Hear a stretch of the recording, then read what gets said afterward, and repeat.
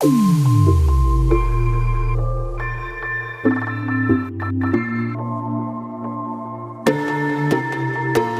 hard. On what?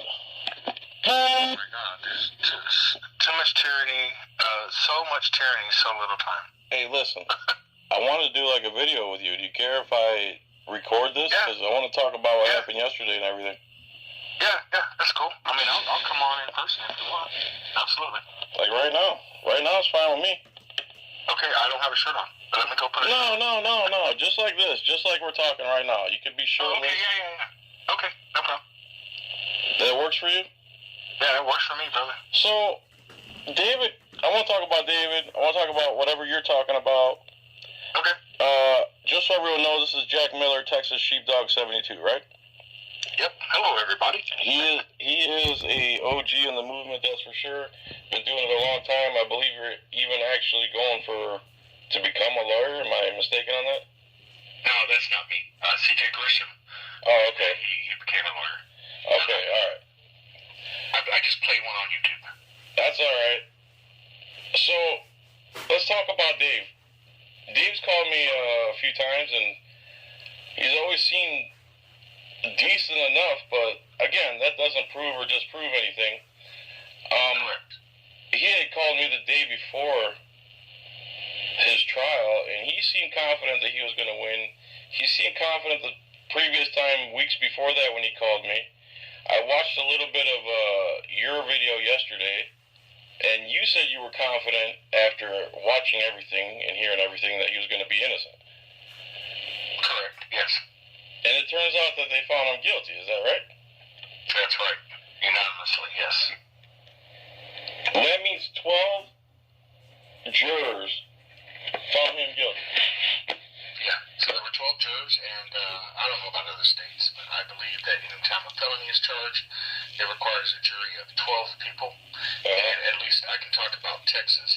And I think this is everywhere, but in Texas, in order to find somebody guilty, all 12 jurists have to come to a decision of guilt.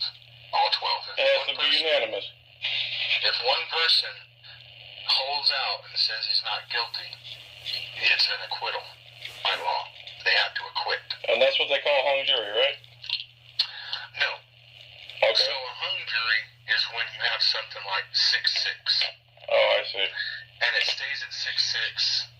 And at a certain time, the judge, there's no specific time, but at any given time, the judge can declare a hung jury on the basis that he does not believe that any amount of time will result in a decision one way or the other. Right? So we're not going to have a jury sit there for a month deliberating. And it's up to the judge. So some can be 2 days, some can be 5 days. But if the let's say the number the day before before the jury went out and left to come back the next day, they were at 6-6, and they had been at 6-6 for quite a while. And the judge, I'm sitting there in the courtroom, and I'm able to hear all the informal talking going on between the prosecution, defense, and judge. And the judge takes a poll of the jury. He sends a message to the jury asking what the current numbers are. And the jury responds only that, for example, they responded, we have 6 guilty, 6 not guilty.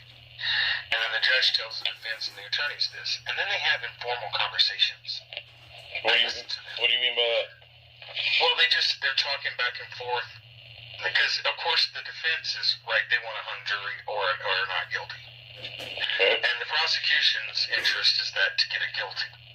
So both sides are hounding the judge as much as they can. Both formally, right, in proceedings, and informally. Because the judge is in there, they're in there without in a hearing, they're all talking. Where? Inside the courtroom. Okay. Yeah, the judge is sitting there, everybody's just kind of hanging out. There's not any kind of formal proceeding and process. And they're talking about the Dallas Cowboys, they're talking about the weather. But at the same time, those prosecutors and defense attorneys, right, they're there for a purpose. So they'll talk about other things.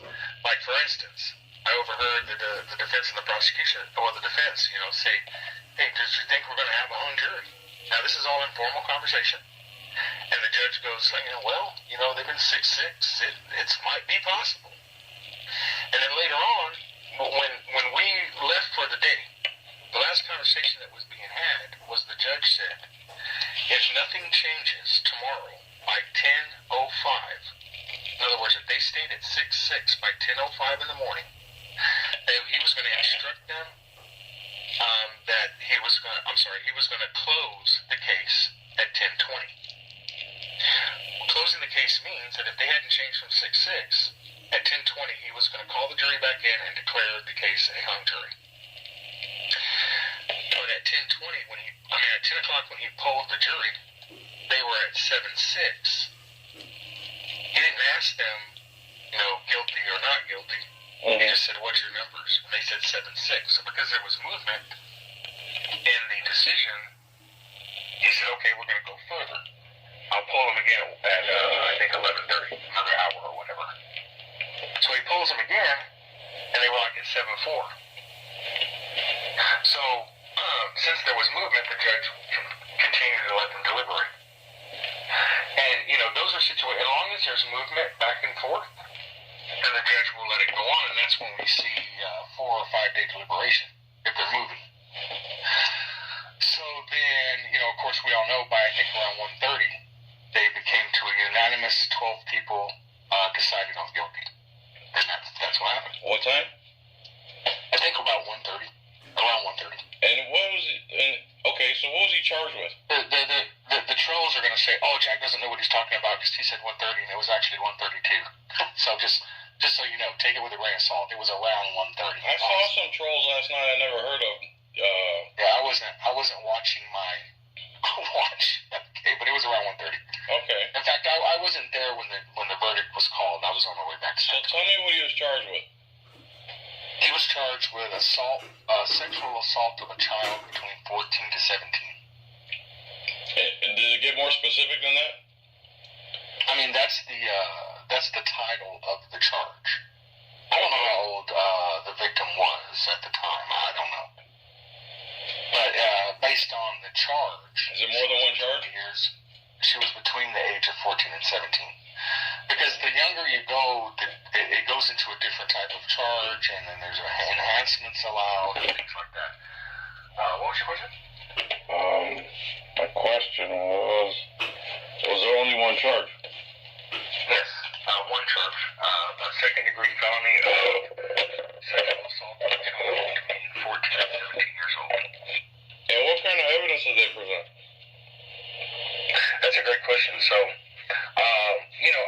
it's no secret that I've been in support of David as in the context of activism. Yeah. I've made it very clear. I understand that he's a convicted rapist. I've never denied that. He doesn't deny it. Yeah, and I wouldn't deny that either, obviously. And so, while I won't let him watch my kids, or be alone with any of my family members, because he is a convicted rapist, you always have to consider that. It's a huge red flag for certain decisions you make regarding him. I certainly will go out and audit with him, film with him, and do activism-related stuff with him. Because I feel safe doing that with a rapist, a convicted rapist. I feel safe doing that. So I just want to make that clear. Do I support rape? No. Do I say it's okay? Nope. But I'll go out and film with somebody that's raped, robbed, murdered, whatever. I make the comparison that, R. Kelly and Michael Jackson were accused of some horrible things, and if they're true, then it's horrible. But when Thriller comes on the radio, you still know it, still takes you back, it's still a good song. Sure. So, anybody, yeah, right, I get it. Anybody that comes out against David because he either has been convicted of rape, which R. Kelly has, right, of a child, if they say, come out against him because he's been accused of sexually assaulting a child, like Michael Jackson was accused. Mm-hmm. During that time he was accused. But you're a big fan of R. Kelly and Michael Jackson. I think you're a hypocrite. So, Michael Jackson. The best thing I can The best thing I Look, can I'm a say. big fan of Michael Jackson and R. Kelly, but I would not go out and hang out with them Right. when children are around. I wouldn't. I wouldn't let them babysit my kids. I wouldn't want them in my life in general, but No, regardless. not personally, but I'll listen to their music. Sure. Does that make me a person that supports molesting a kid because I listen to Michael Jackson's music and I'm a fan? The thing I say about Dave is that I can only hope it's not true. There's no way for me to confirm or deny it, you know. Every time I spoke to the guy, he seemed like a decent, straight shooting guy. But again, you never know the truth. The truth is the truth, and him and whoever else is involved. Did you see any concrete evidence? Let me respond to what you just said about him being a nice and straight shooting guy. Mm-hmm. David is not a straight shooting guy at all. He is a habitual liar. Really? I've known the guy personally. I've hung out with him extensively. Everybody that's hung out with him extensively knows for a fact that he is a habitual liar. And what kind of stuff does he lie about? Right, so, and that's an important, that's a good question too, because when I say he's a habitual liar, I'm not saying he lies about every single thing. But what I'm saying is he has a habit of lying. Okay. He's and this is my opinion of him. What's the motive? I don't think he would, he's one of those one-uppers. Okay. We all know we should know what a one-upper is. A one-upper is when you tell a story about something you've done that's great. A one-upper always has a story, Mm-hmm. the same thing, and they've done it twice. Exactly. Right? If you've swam with sharks, they've swam inside a shark twice. So One of those guys. So basically, that's what he does. And the whole story about going Nazi hunting in other countries and all that stuff. Bullshit. I've never heard that, but he's told me some stuff about people in the movement that, if it's true, it's insane. But I'm not going to talk about it because, again, I can't confirm it.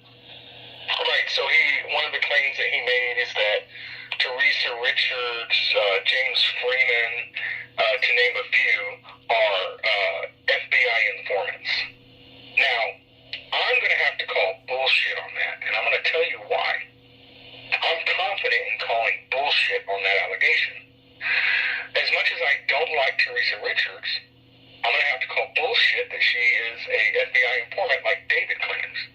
Because when me being a close personal friend of David, Mm-hmm. he shared with me all kinds of evidence from his case.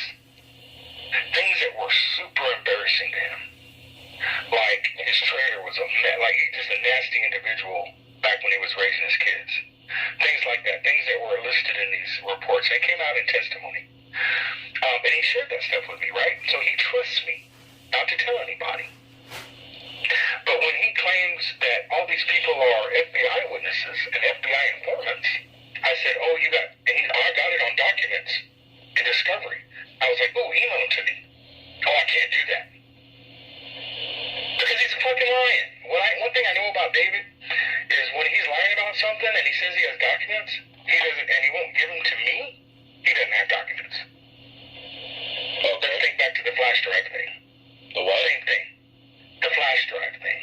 He had a flash drive with all kinds of, everybody that knows and follows David pretty much knows about the flash drive thing. He said he had a flash drive full of important stuff, and he never did. Turns out he never did.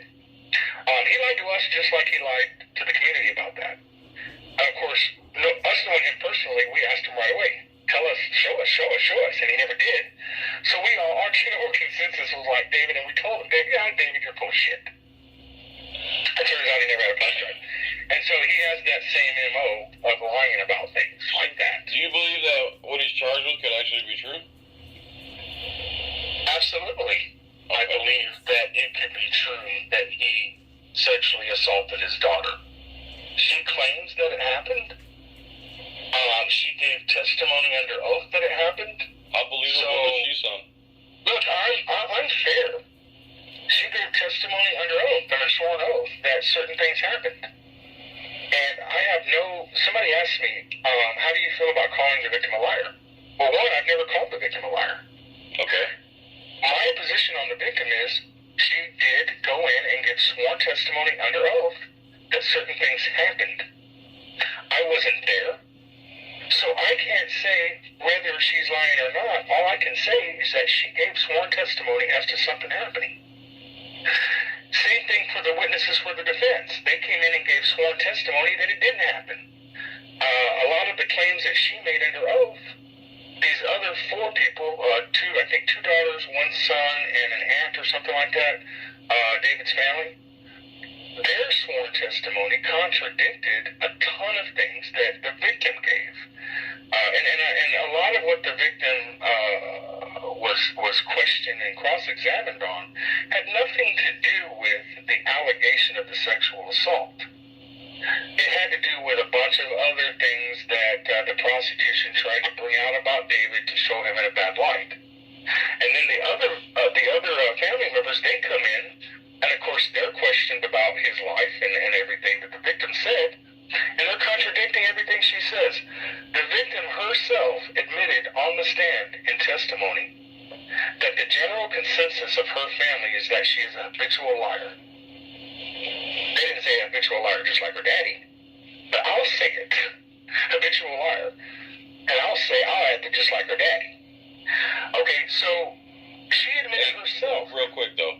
Yeah. Other than the testimony and hearsay. Hold on. Yeah, go ahead. Question. Let me finish because there's an important point. Okay, I'm sorry. Go ahead. Her family says she's a habitual liar. She admitted on the stand that she's a habitual liar. But I don't want to confuse anybody.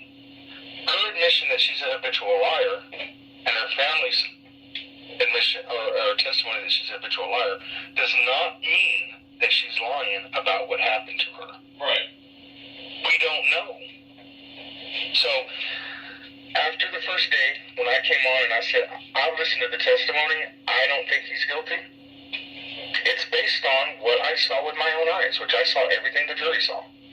And I don't believe, now I wasn't back there in jury deliberations, and I don't know how they came to their conclusion that he's guilty. All I know, and if I had been back in that jury, perhaps I would have come to the same conclusion that he's guilty. I wasn't, if I would have heard the same thing all those jurors thought he was not guilty, if I would have heard the same thing they heard, maybe I would have changed my mind too. All I'm saying is based on what I heard in that courtroom, I don't think I would have been able to be convinced that he committed that offense. I don't think I would have been convinced beyond a reasonable doubt. There was so many reasons for me to doubt that it actually happened by way of their testimony. So that was part of the reason I was there. I've long been his friend. Based on the information that he's provided me, I didn't believe he did it. So I wanted to go there because I knew that by sitting there through that trial, I'm going to finally see the truth. I mean, I hope I hope when you go to a trial or sworn to tell the truth, that everybody witnessing it is going to see the truth. Now, we all know that you're not going to see the truth. Even people sworn lie. Right. But I figured that was the best opportunity for me to see the truth. And I went in there with an open mind that regardless of the decision by the jury, guilty or not guilty, I'm going to see the truth. Did it happen or did it not? Now, in this case, the jury says he's guilty, and I don't think he is.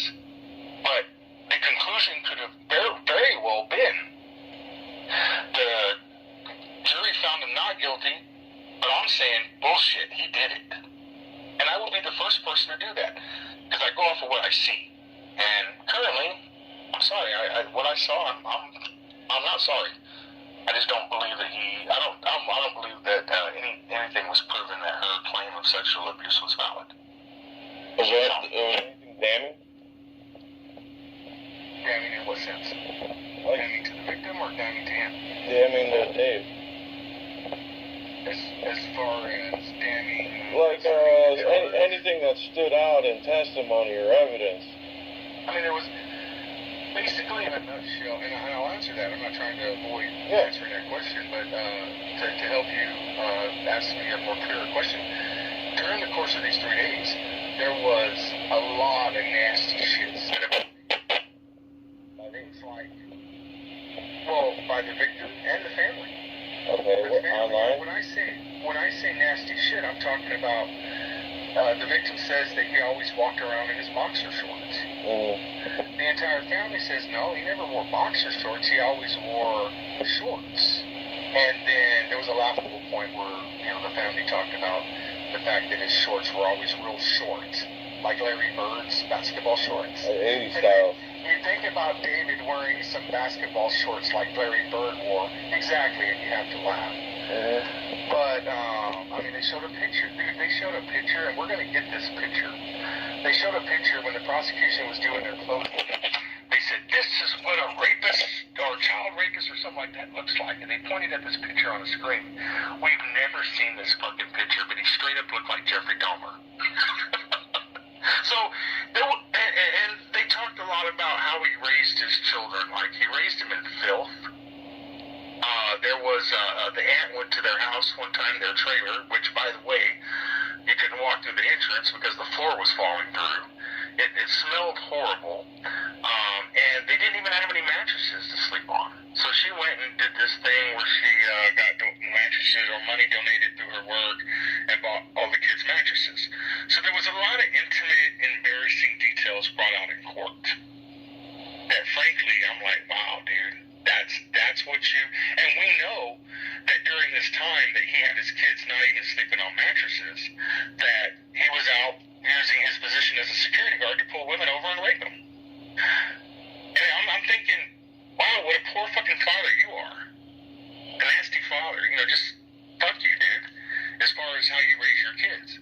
That doesn't mean that I'm not going to pick up a camera and go film with them. Because I want everybody to film the police.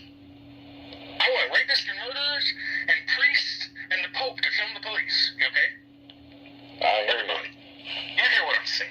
Okay. I'll tell you what, I wasn't expecting what you're telling me, honestly. But there wasn't any damning testimony to support the claim that the victim was sexually abused except from the victim herself.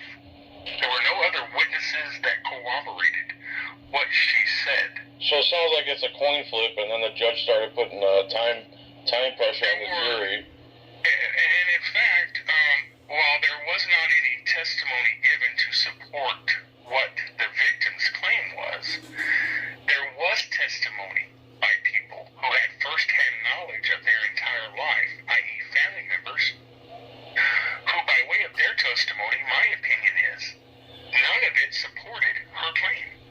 It was all about their lives, but nothing about her specific claim. There was no indication from his family members who grew up with her the entire time, they were there, that they even remotely suspected that he had any type of inappropriate sexual behavior with any of his children. They were questioned on that over and over and over again. And the state, all they could do is examine these witnesses and say, cross-examine and say, are you sure there wasn't? Are you absolutely sure? You're positive. A reminder, you're under oath. You know what I mean? And they're that's all they could do. And so I just don't believe that the state was able to prove that he did it beyond a reasonable doubt. And in our land, when you're a juror in a trial, you're charged by law that you have to be convinced beyond a reasonable doubt that the act occurred, and if you don't, you must acquit.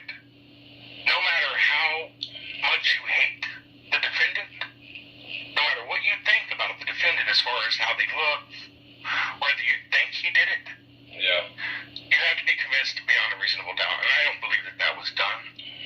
So, I don't agree with the jury's decision. I respect the jury's decision. I respect our judicial process as far as juries go, but I don't agree with their decision. So that's my stance. I appreciate your opinion. Now, what can David do from here now? They've already noticed that they will appeal the case. He's in custody. I see on Harris County Jail's website, I see where he is in custody. I see some court date for February. Now, I don't know, I wasn't there, so I had heard that they were going to do sentencing right away, but it doesn't look like they did sentencing right away. It looked like they're going to be sentencing in February. And I showed that there's a $50,000 bond currently on him. So I don't know for a fact, but I'm assuming that he was approved for an appeal bond of $50,000, much like me. Right now, I'm on a $10,000 bond for resisting arrest, the one I was convicted on. I'm out on bond on an appeal bond. That means I'm free to do whatever I want. My punishment of 2 years probation is not going on. Everything is suspended while I'm on appeal. And in David's case, and it's all up to the judge, the judge could order him to go to TDC immediately upon sentencing while he's on appeal, or the judge could allow him to be out on bond while his appeal is going on, and then if his appeal does not vindicate him, then he would have to report to prison. And that was done for Martha Stewart. It's done for a lot of people to get their affairs in order or whatever. Okay. So, but I'm assuming based off what I've seen on the website, I don't know that for sure. So as soon as I find out for sure, whatever information I find out, of course I'm going to share with my subscribers or people that watch my channels, and I know other people are doing it as well, but I'll do my part to share whatever I know. All right, so let's just put a bow on this and John, I'll share the facts, regardless of what the facts make, regardless of the facts and who they may affect or who they may make look bad or not. I'm just going to share the facts, what I know. I appreciate that, man.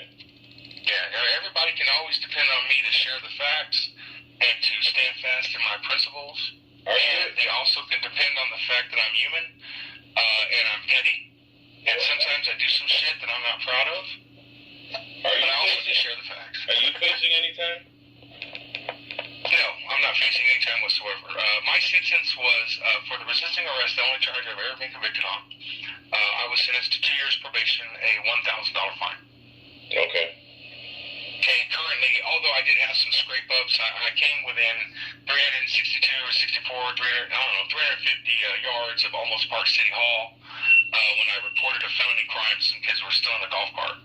And then the chief there went to the court and said, hey, he was 350 yards from City Hall when he did this. I was in the neighborhood. Now, Almost Park isn't even 500 yards wide. Do you have any lawsuits going?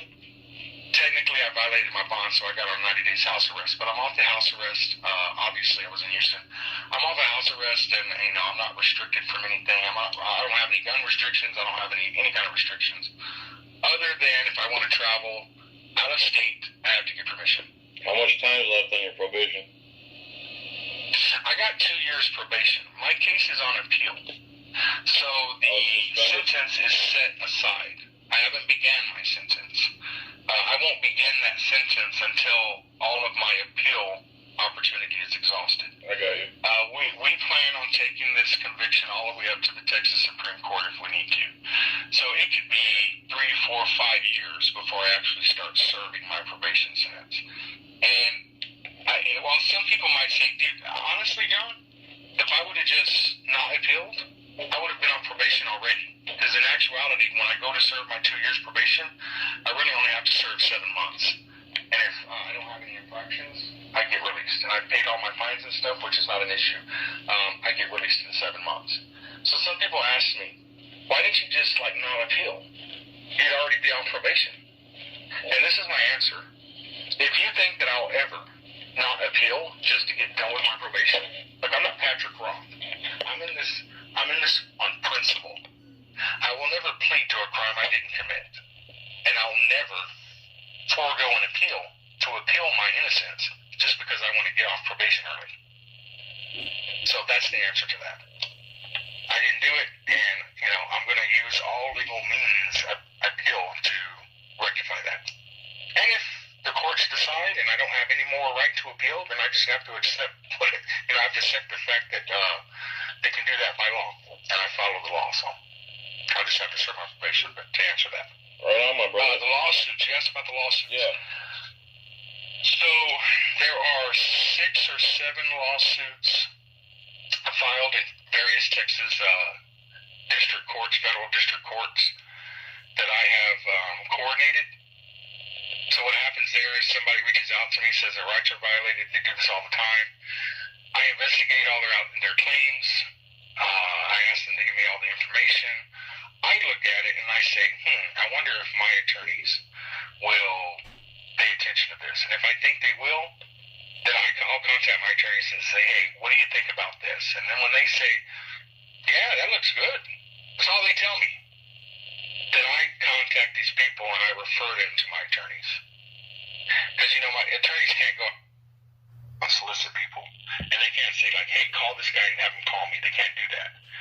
So once I know that they're interested, then I contact these people or refer them. So I've done that for 6 or 7 people over the past couple of years. One of them was the one in Dallas where they got, I think, $240,000 settlement. That was for the father that was tased and pepper sprayed filming his kid's traffic stop. The guy in San Angelo, who, by the way, his name is Jack Miller, he had his kid in his hand at Walmart, and it was a third ID arrest. Yeah. The guy in Del Rio, the sergeant that swiped his camera out of his hands because he was filming a crime scene, I think he settled for around $15,000. None of these have NDAs. So we're not, so I can tell you. And then the guy out of Waco, now he has an NDA. I can only guess what they settled for. No, really, a source close to the settlement reported that he got $130,000, and that was a guy who was in the store and refused to put his mask on. Got $130K? And he was armed. 130. He was armed, and then the cop pulls his taser out and detains him for like a half hour. He got 130. That was Brent McCain out of Waco. But he has a full NDA. I mean, the city, he's not even allowed to even speak the police officer's name. It's ridiculous. But anybody else can, I can. And I was very close to the whole situation. I have all the facts, so I can do whatever I want with it. But it's just that Brett McCain ain't going to ask me to because he can't. There was one other one. Oh, there was a guy here in San Antonio. He's an entertainer, and he was getting retaliated against for his First Amendment here in San Antonio, so he settled with the city for $60,000. I coordinated that one. And then he has another lawsuit ongoing using the same attorneys for another violation. As far as, the Zinter suit, remember all the people that got arrested at Leon Valley, all the journalists, the mass arrest? Yes. That case was settled for $500,000 last month. Last month, I think. That's what they had to pay in a settlement.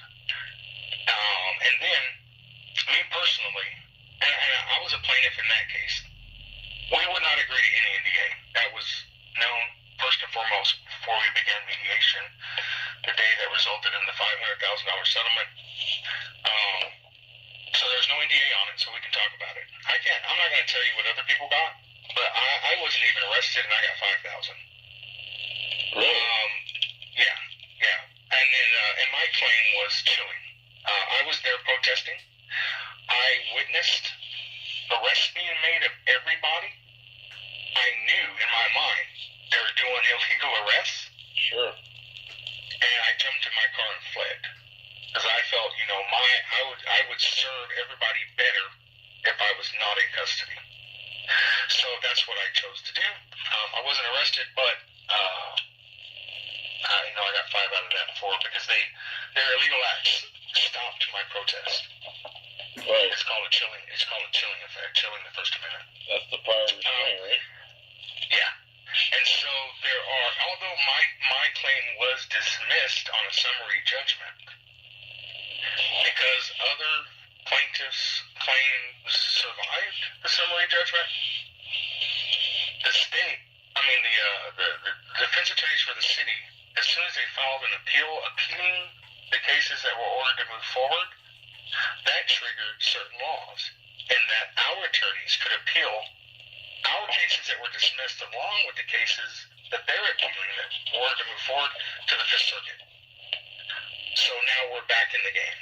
And then the Fifth Circuit ordered mediation, and we went through mediation and over the course of one full day, and we all agreed to $500,000 without an NDA. That's how that works.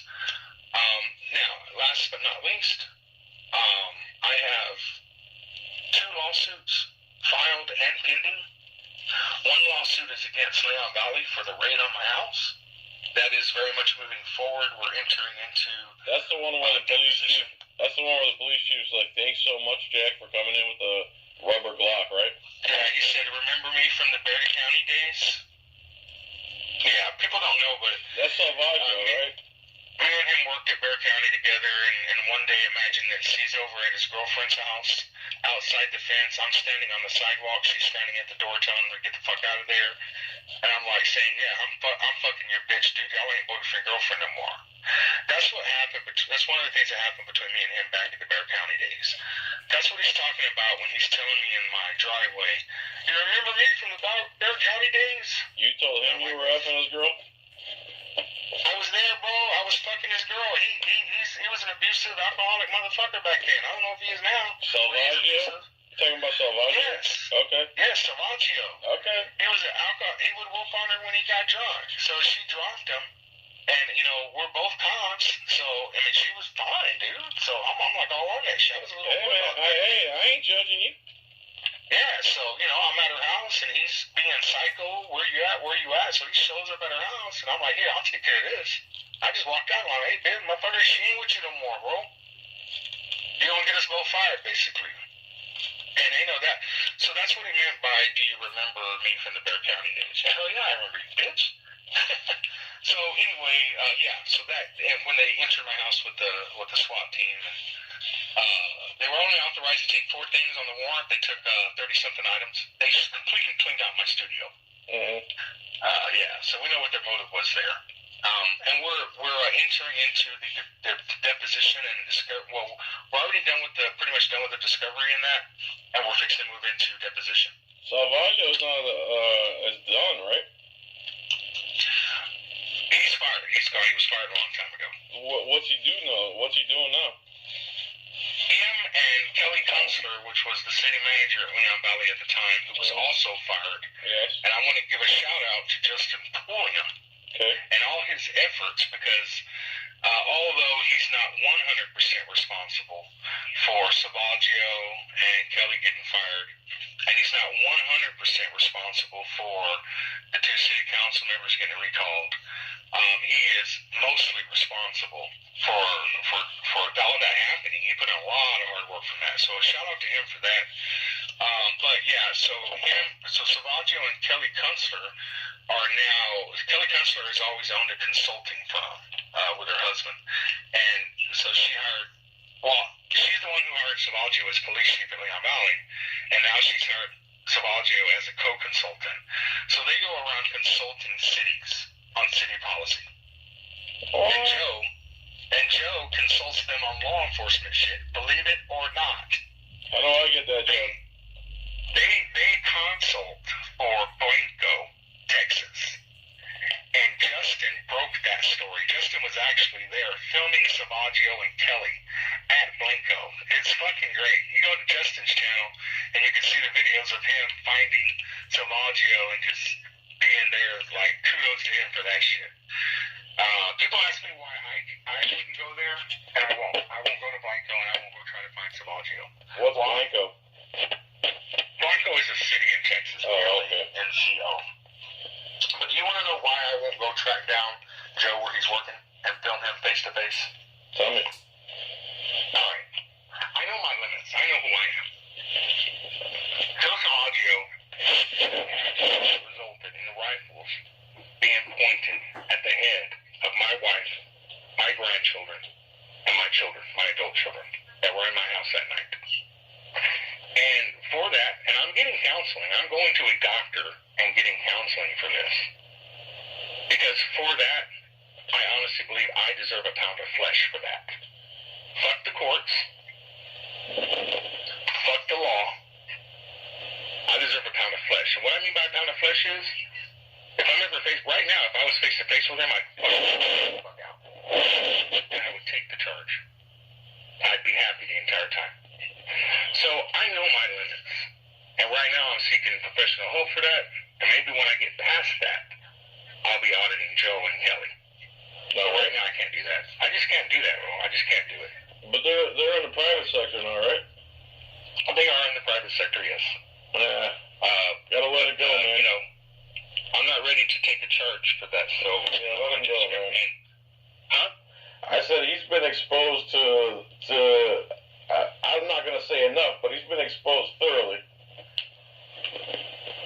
Oh, he's in no danger from me. I'm not saying danger. I'm just saying let's try to get him out of your head too and move on a little bit. Yeah, and that's what I'm trying to do. That's why I'm seeking professional help about that. I'm not the kind of person to feel that way, but Right. he cracked me and makes me feel that way about him. And so I'm getting professional help for that, and I'm getting better day by day. I'm a lot less angry at him than I was a year ago, for example. And maybe by next year I'll be completely cool. But look, man, I don't know how you would feel if somebody pointed a rifle at your grandchildren's head and your wife's head for no reason whatsoever. But I feel a certain kind of way. I can't verbalize how I would feel because I couldn't even verbalize it. So I'm not trying to diminish. I'm not trying to diminish how you feel. And I'll tell you this, man. Police will hear me say this, and they'll be filing all kinds of intel reports and all kinds of police reports about Jack's mental status. But here's the thing. I'm feeling a certain kind of way at a certain person for committing a certain act. I have identified that feeling as being problematic. I'm seeking professional help to help me get past that feeling. It's just a feeling. It's not something that would ever come to light. Frankly, if I was I'm sorry, hold on a second, I need a video. Well, let me stop this video. Yeah, man. There was a video playing on my phone, John, sorry. That's all right. Frankly, to be honest with you, if I ever passed him at Walmart, I would just turn and run the other way. I wouldn't walk, I would run. Good. Because I'm not going to put myself in that position to, act on my feelings. So I wouldn't say a word to him, I'd run. So anyway, yeah, so you got any other questions on it? Oh. You guys hear about lawsuits. So you got that lawsuit for the raid. I told you where that's at. And then I also have a second lawsuit, and that's against the Homos Park for the February 2020 arrest of the assault on a peace officer, blocking a roadway, carrying a rifle, and resisting arrest, of which they dropped everything but the resisting arrest. They did try to go into federal court and get the whole civil case dismissed based on their resisting arrest conviction. The judge denied that motion because the resisting arrest is not what we're suing for. We're suing for excessive force used on the initial decision to arrest me for blocking the passageway, a charge in which the DA dropped. So we're suing for all the excessive force and rights violations that occurred after the decision to arrest me for the blocking the passageway, which I didn't do, obviously. And they dropped the charge, and the video shows I didn't do it. But so the judge agreed that the lawsuit still moves forward. And on that one, that one is moving along the process, but it's at a more earlier process than the raid lawsuit, right? Because it was never filed. So we are in the midst of discovery in that lawsuit. So stay tuned. Right on, my brother. Yeah, I think that's a pretty good update. I believe that getting these lawsuits into court, and getting them litigated, getting these matters litigated in court in the form of federal lawsuits is an extremely important thing that needs to be done in movement towards getting these departments, these police officers to change their behavior, because I believe that you can really change a person's behavior if you ask them. You can change their behavior if you insist they change their behavior. But I believe the fastest way to get a person, you, me, anybody, to change their behavior is to hit them in the pocketbook. Oh, of course. So, because we all care about money. And so that's why I was so ecstatic. I was ecstatic, dude, jumping for joy.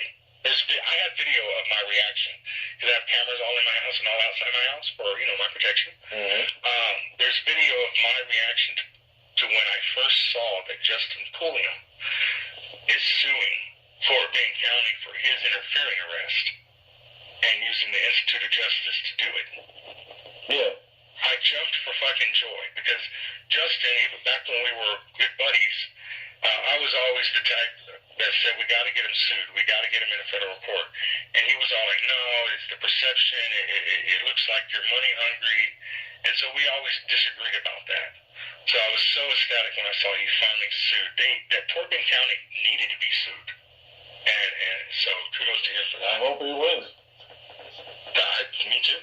That was a complete bullshit right there. All right, man. Okay, so, yeah, anytime you have questions for me, man, just let me know. I will, and I appreciate you very much, dude. And can I get a plug on my channel? 100%. Tell us what you want, anything you want about the channel. So I have TX Sheepdog 72 is what I go by. TXSheepdog 72. I have those channels on both YouTube and Facebook, and if you care to get over there and look at the videos, and if you so choose that you like my videos, share, like, subscribe, follow, the whole 9 yards. If you don't do Facebook, they're on YouTube, and if you don't do YouTube, they're on Facebook. I do believe that both YouTube and Facebook are commies. They're communist, but nevertheless, that's the platform they're on, so thank you, John. That's where the audience is. What are you going to do? And I welcome everybody. If you don't like what I do, or you do like what I do, Right on. man, talk to me about it. I might respond to you. So again, everyone, that's Texas Sheepdog 72.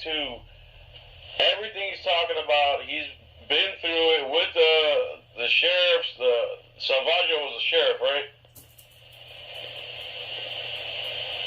Jack? I'm sorry, I was looking at something. Salvaggio was a sheriff, right? Salvaggio was the police officer for the city of Leon Valley in Texas. So he was their chief? Yeah, he was the police chief. Okay. Prior to that, he was a San Antonio police officer, captain. Yeah, so... And he was also with the Bexar County.